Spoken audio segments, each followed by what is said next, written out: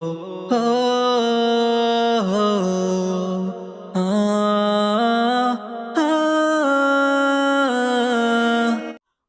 अलैकुम वरहमतुल्लाहि वबरकातुहू।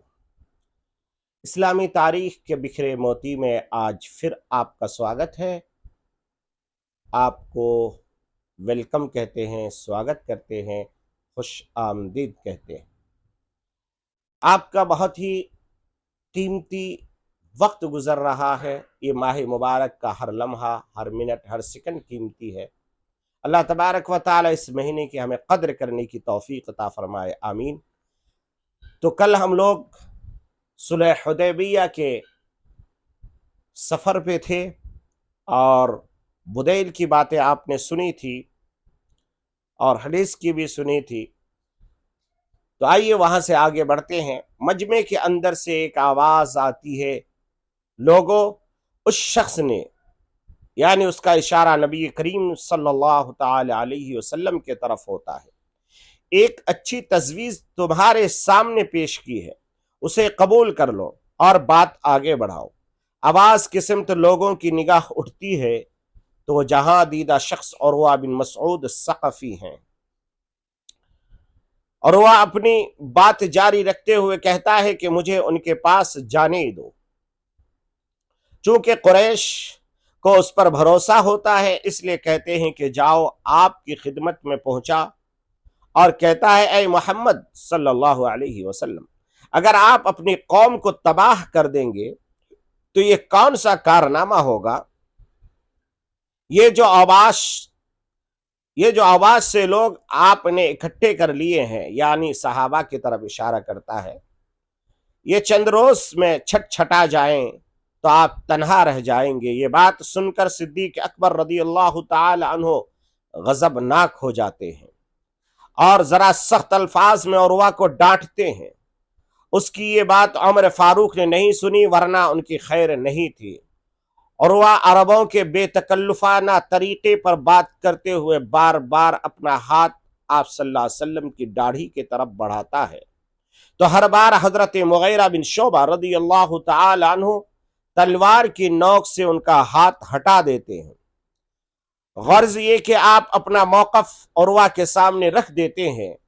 वो नबी करीम सल्लल्लाहु अलैहि वसल्लम के साथ सहाबा किराम के ताल्लुक, खातिर और मोहब्बत व इताअत का जो समा देखता है तो उससे बेहद मुतासिर होकर वापस होता है और जाकर बयान करता है कि मोहब्बत व इताअत का जो मंजर वहां मेरी नजरों से गुजरा है, मैंने बखुदा कैसर व किसरा और नज्जाशी जैसे बादशाहों के दरबारों में भी नहीं देखा।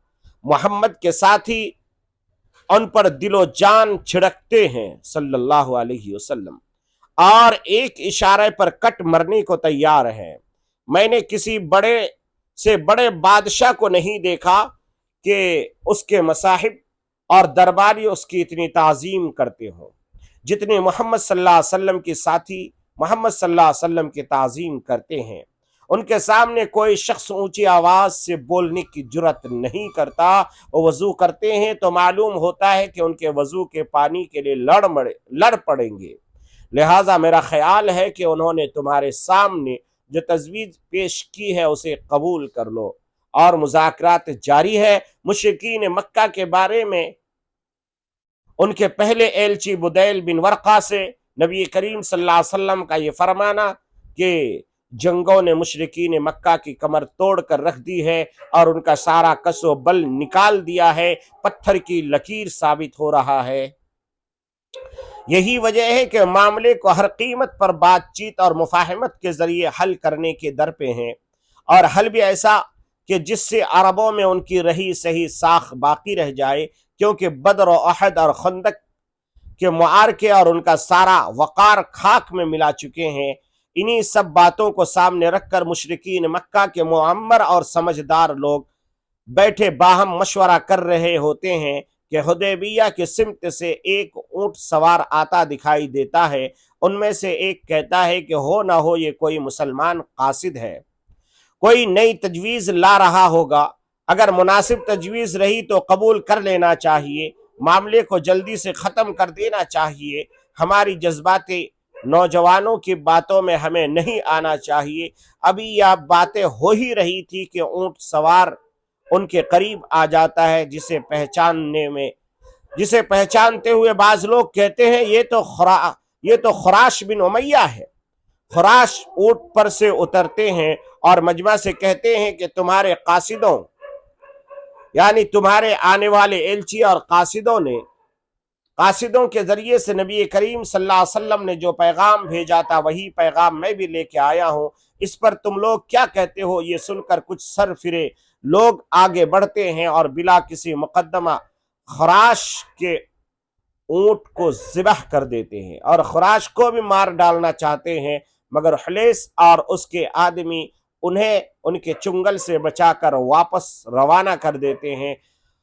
कुरैश के पुरजोश और जंगबाज नौजवान इसी पर इक्तफा नहीं करते, बल्कि ये देख करके उनके सरबराहान और हजरात जो है मुसालिहत के ख्वाह हैं, रखना अंदाजी का प्रोग्राम बनाकर रात की तारीख में मुसलमानों के कैंप में घुस जाते हैं, मगर वहां धर लिए जाते हैं, पकड़ लिए जाते हैं। नबी करीम सल्लल्लाहु अलैहि वसल्लम सुलह के खातिर उन सबको माफ कर देते हैं और आज़ाद कर देते हैं। यहाँ मुसलमानों में अब यह मसला ज़ेरे गौर है कि कोई फैसला कुन कदम उठाने से पहले आखिरी कोशिश के तौर पर किसी ऐसे आदमी को भेजा जाए जो मुशरिकीन मक्का से दो टोक बात करके आए। सवाल यह है कि इस मुहिम के लिए कौन मुनासिब होगा? हजरत उमर के सामने बात रखी जाती है, कहते हैं मुझे कोई उज्र नहीं है, लेकिन मक्का में मेरे कबीला बनु अदी बिन काब का कोई भी आदमी नहीं है जो वक्त ज़रूरत मेरा साथ दे सके। मेरा ख्याल है कि कोई ऐसा आदमी हो जिसके कबीले के कुछ लोग वहां हो।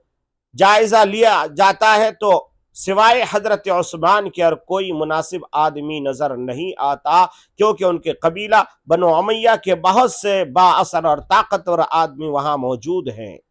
चुनाचे हजरत उस्मान को रवाना किया जाता है। मक्का में दाखिल होते ही सबसे पहले उन्हें अबान बिन सईद ने बिन आस मिलता है और फौरन उन्हें अपनी हिमायत में ले लेता है और अबू सुफियान और दूसरे सरदारान कुरैश के पास ले जाता है और वो लोग पैगाम सुनते हैं और कहते हैं कि तुमको हम तवाफ की इजाज़त देते हैं, जाओ कर लो। जवाब मिलता है कि मैं नबी करीम सल्लल्लाहु अलैहि वसल्लम के बगैर तन्हा तवाफ नहीं कर सकता।